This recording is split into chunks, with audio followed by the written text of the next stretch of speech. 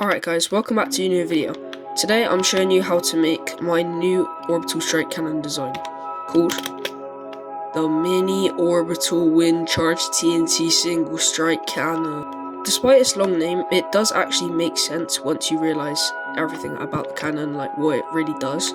But before I show you how to make it and what it does, I'm just going to show you how to use it, how to activate, and how to know when the cannon's ready to load and fire. So, how to use. First, make sure you have all the needed materials in the barrel.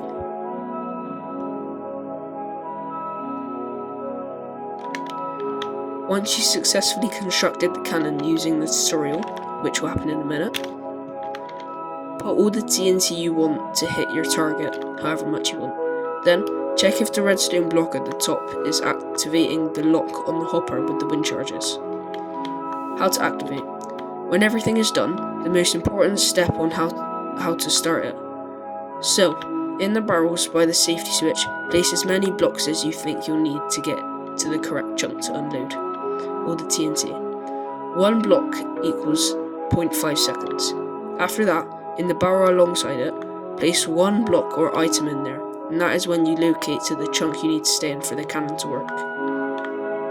How to know when the cannon is ready to load and fire. When you have activated the cannon, the way to know when it's fired is by waiting to see if the wind charge explosions being set off.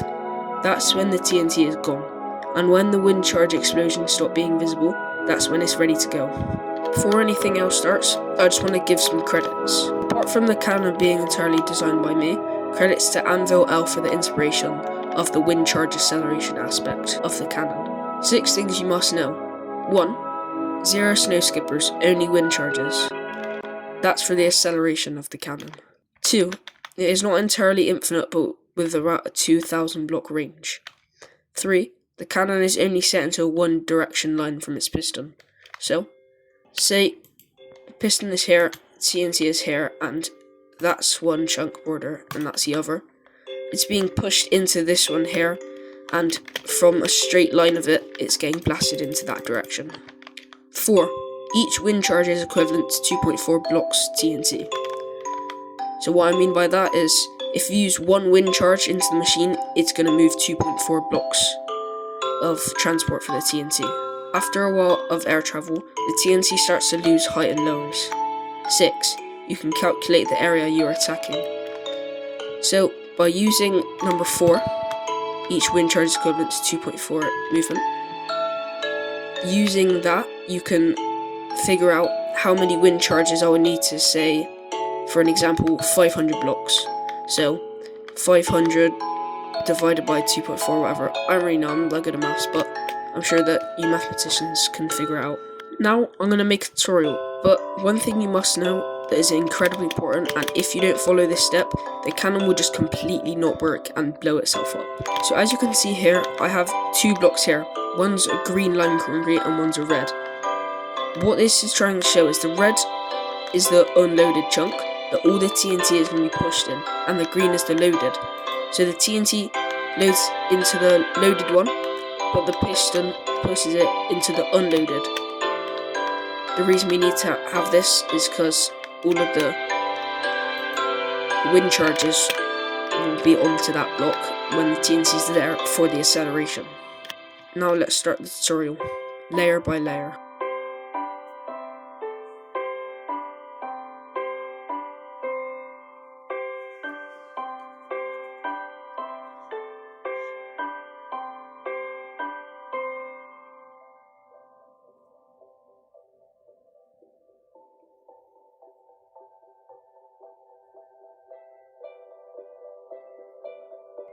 Now that the tutorial is done, I think it's time to get on showing you the actual cannon working in process. But before I do that, I just want to clear some things up. Because from the tutorial showing layer by layer, it might be a little bit tricky to tell what's what. Like, you might think that this dispenser here is actually a piston facing down, but it isn't. This is where the TNT and the wind charges are going to go. This is a normal piston, because if you do a sticky piston, it will just lock on again, so when you when you put stuff in there, you might have to just break this and place it back to where it was. This is a sticky piston to pull back this when you take the item that you're putting in here out of it. This here is an observer clock. This observer is facing down into a 2-tick repeater. This, and this are all comparators. The items that you can put in here are specifically wind charges only. You're only supposed to put the TNT manually into this one, because this is going to be locked, because you want more range than destruction, because if you have about a stack, it will do the same as 3 or 4 or 5. So there's no point in having one that's going to do the same for every time you do it. Also, make sure you're aware that however many TNT you put into the machine, and the same with wind charges, it will be longer. So if you put 2 stacks of wind charges, it will take double as long as 1 stack. 2 stacks of TNT, it will take double as long as 1 stack, and the list goes on. But I'm doing 1 stack each, so let's see how that goes. By the way, make sure you have a spyglass to see. So I'll be over there, and see how it's much easier. I can even read the signs. So flick this, fly away, stand onto this platform, and wait till you see that's been pushed. And it hasn't happened, but it might in a minute. You might see TNT getting pushed onto the side there. Don't worry if you do. It doesn't make a difference. It's completely fine if it does. It's just something that's happening in the machine, but it always gets put back into the spot where it should be. Now the wind charge is being set off. That's good, because all the TNT is gone now, and the wind charges are being used as the accelerator.